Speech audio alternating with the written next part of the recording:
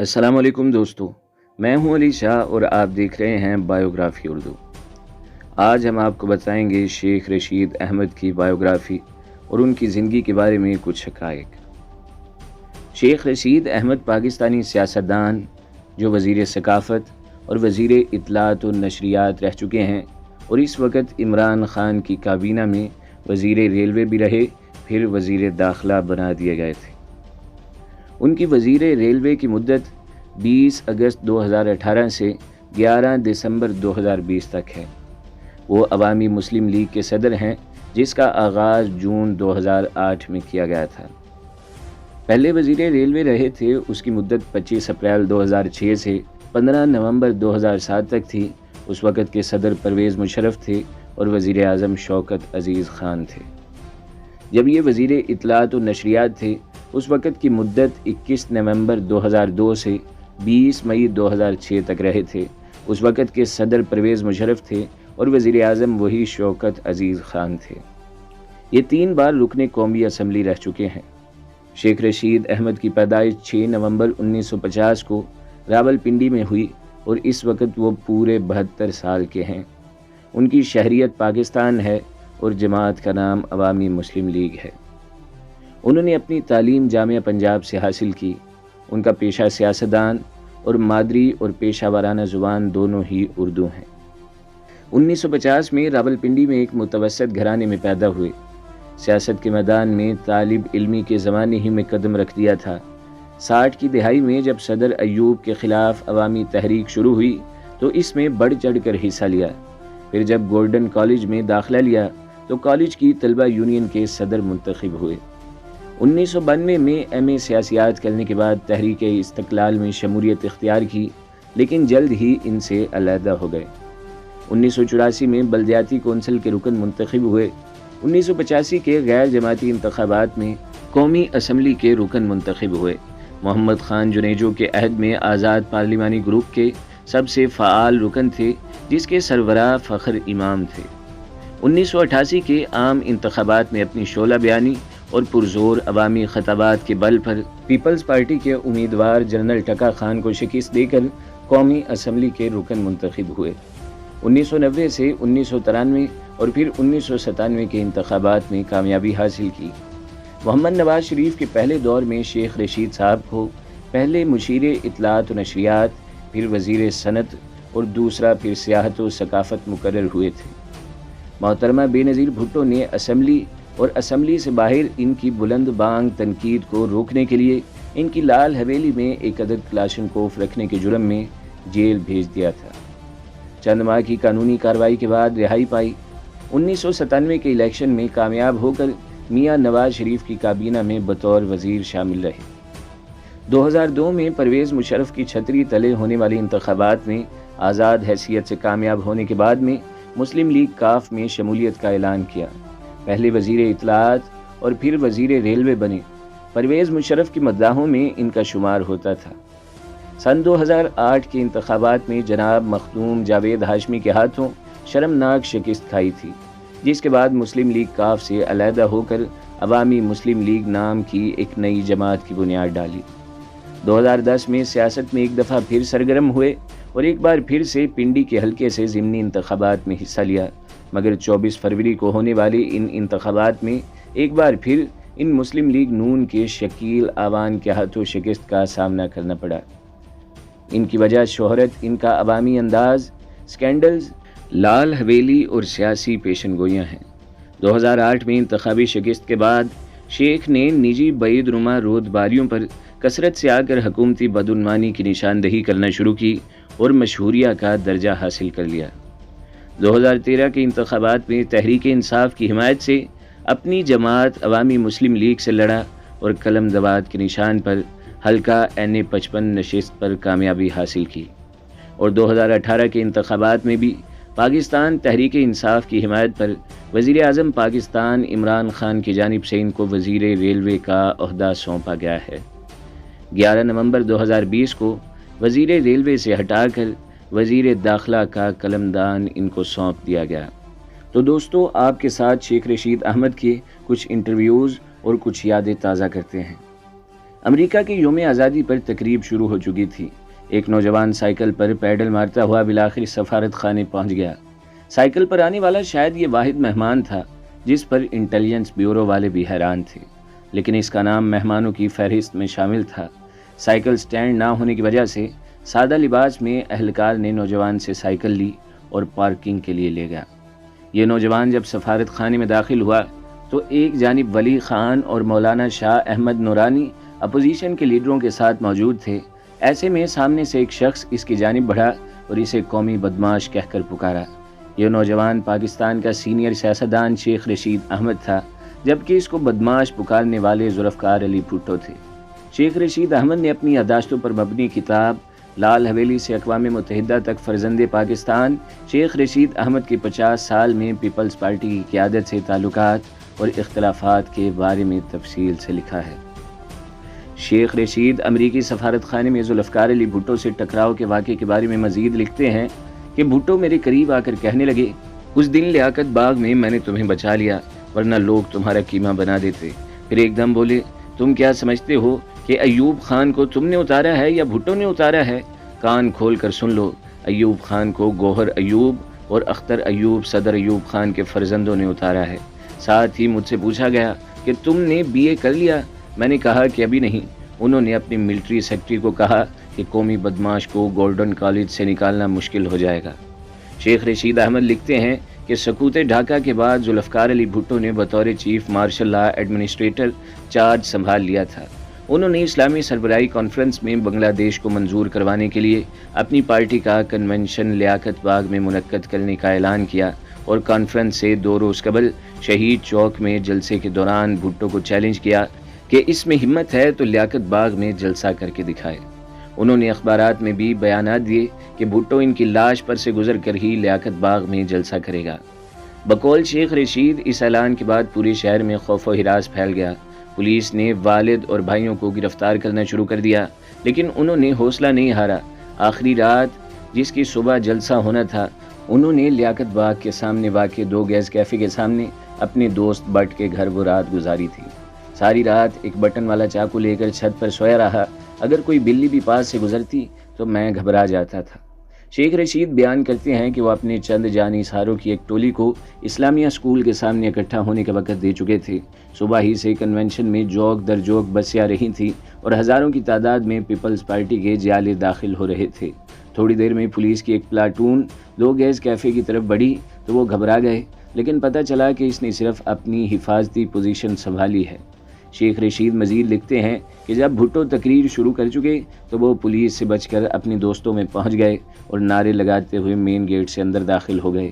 جلسہ گاہ میں کھلبلی مچ گئی اور لوگوں نے بھاگنا شروع کر دیا، جس کا انہوں نے پورا فائدہ اٹھایا، اور جب وہ اسٹیج کے قریب پہنچے تو اسٹیج سے کسی بے وقوف نے گولیوں کی بوچھاڑ شروع کر دی اور جلسہ درہم برہم ہو گیا۔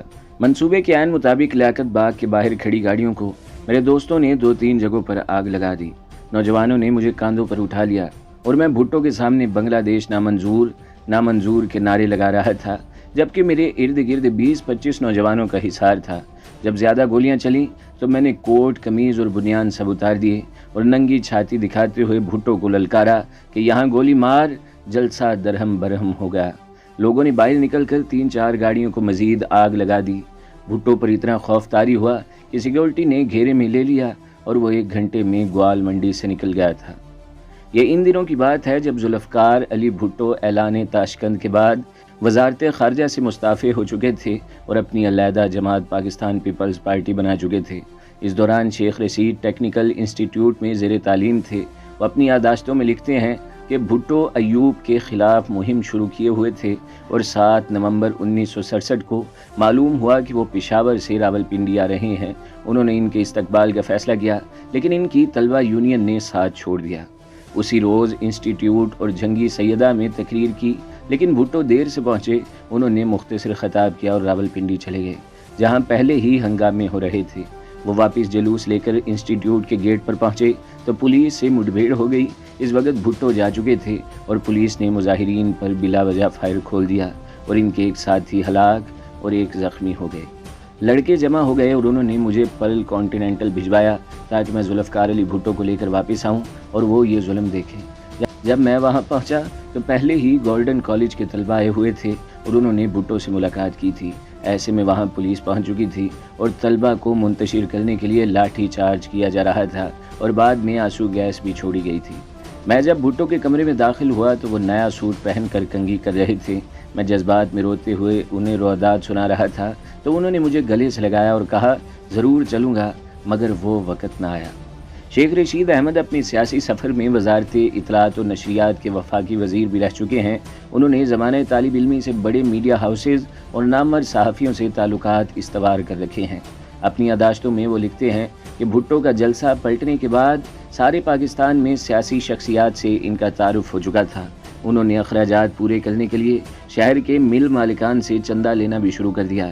اکثر مالکان کے بیٹے گولڈن کالج میں پڑھتے تھے۔ یوں پہلی تبدیلی یہ آئی کہ وہ سائیکل سے 93 ویسپا سکوٹر پر شفٹ ہو گئے۔ شیخ رشید احمد بتاتے ہیں کہ شاید ہی کوئی ایسی رات گزری ہو جب گوال منڈی کے دفتر میں شورس ملک سے ملنے نہ جاتا ہوں۔ جب اخبار کی کاپی جاتی تو رات 1:30 بجے ان کے ساتھ واپس آ جاتا۔ اس طرح 1-2 دن چھوڑ کر نوائے وقت میں بھی شیخ اکرام کے پاس گپ شپ لگانے جاتا۔ اس سے بڑا فائدہ یہ ہوا کہ اخبار میں خبر لگ جاتی تھی اور دوسرا خبروں کا سب سے پہلے پتہ چل جاتا تھا۔ شورس کاشمیری مرحوم نے مجھے مجید نظامی، زید سلہری اور عبداللہ ملک سے متعارف کروایا۔ اس طرح میں مجیب الرحمن، الطاف قریشی اور صلاح الدین تک رسائی حاصل کرنے میں کامیاب ہو گیا۔ شیخ رشید کے سیاسی فیصلوں میں صحافی اثر و رسوخ بھی نظر آتا ہے۔ وہ لکھتے ہیں کہ کالج کے دوران مجیب الرحمن شامی کے توسط سے وہ جاوید ہاشمی اور حفیظ خان کے ساتھ ایک ہی دن تحریک استقلال میں شامل ہوئے اور طے یہ پایا کہ تینوں اشخاص کو تحریک استقلال کی طرف سے صوبائی اسمبلی کا ٹکٹ دیا جائے گا۔ تاہم جب خاکسار تحریک قومی اتحاد میں شامل ہوئی اور ٹکٹ تقسیم ہوئے تو انہیں پنڈی سے ٹکٹ نہیں مل سکا تھا۔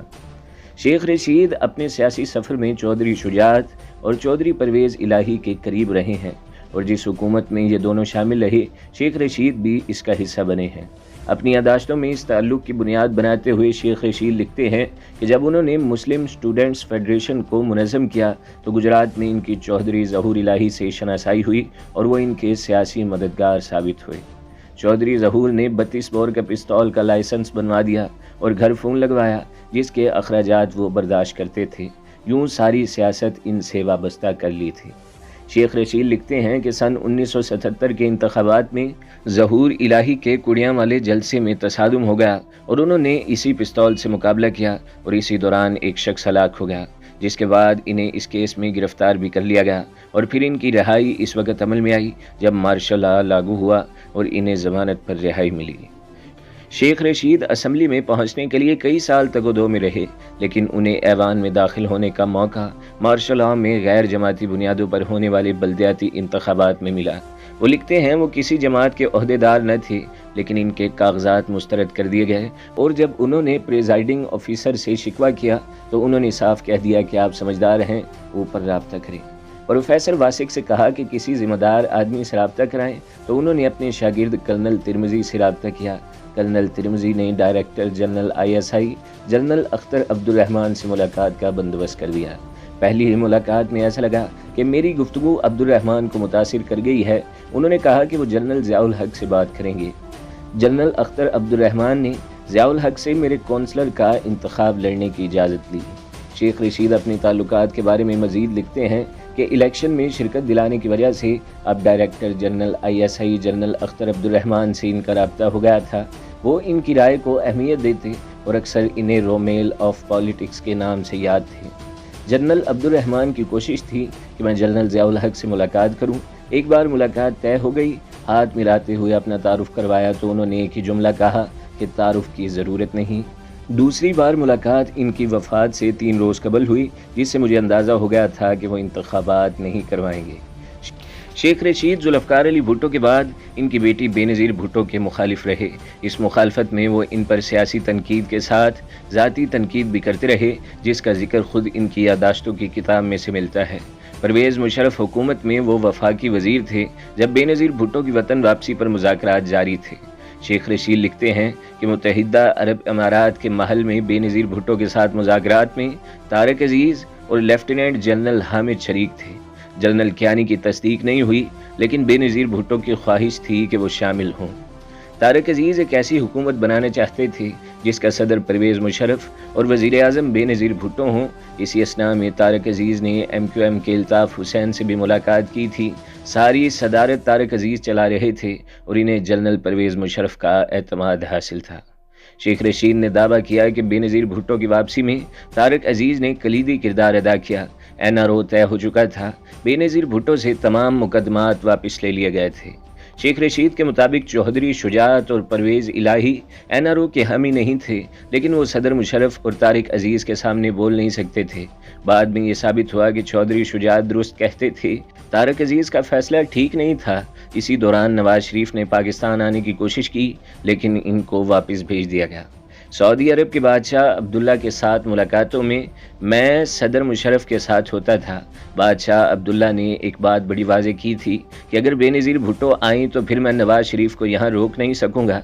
जनरल मुशर्रफ ने पूरी कोशिश की कि बेनज़ीर के मुल्क में आ जाने के बाद ऐसे हालात पैदा हों कि नवाज शरीफ को ना आने दिया जाए। शेख रशीद अहमद लिखते हैं कि सदर मुशर्रफ का ख्याल था कि अगली हुकूमत वो बेनज़ीर भुट्टो के साथ कर सकते हैं। यही गलत फहमी इनके ज़वाल का बायस बनी। जब मुशर्रफ ने इलेक्शन की बात की तो वजीहुद्दीन और अमीन फ़हीम इनके मुकाबिल आ गए। मुशर्रफ ने कहा कि जिस दिन वो हलफ उठाएंगे वो वर्दी उतार देंगे, लेकिन बेनज़ीर भुट्टो ज़िद पर अड़ी रही थी। याद रहे कि परवेज़ मुशर्रफ ने 27 नवंबर 2007 को फ़ौजी मनसब छोड़ दिया था और अगले ही महीने बेनज़ीर भुट्टो एक धमाके में हलाक हो गई थी। बेनज़ीर भुट्टो की हलाकत का वाक़या शेख रशीद के शहर रावलपिंडी में पेश आया था। वो लिखते हैं कि बेनज़ीर का ख्याल था कि वो 27 दिसंबर का जलसा हर सूरत में करेंगी, चाहे इसके लिए कुछ भी करना पड़े। उन्होंने दावा किया कि बेनज़ीर भुट्टो की पोस्टमार्टम रिपोर्ट आसिफ जरदारी के कहने की वजह से मुलतवी की गई और ये बात इनकी मौजूदगी में हुई थी। तो दोस्तों, ये थी शेख रशीद अहमद और अवामी मुस्लिम लीग पार्टी के चेयरमैन शेख रशीद अहमद की बायोग्राफ़ी। और बहुत सी अहम शख्सियात की बायोग्राफ़ी जानने के लिए हमारे चैनल को ज़रूर सब्सक्राइब करें, वीडियो को लाइक करें और बेल के आइकन पर भी क्लिक कर दें ताकि हर जो आने वाली वीडियोज़ हैं वो आपको सबसे पहले मिलती रहें।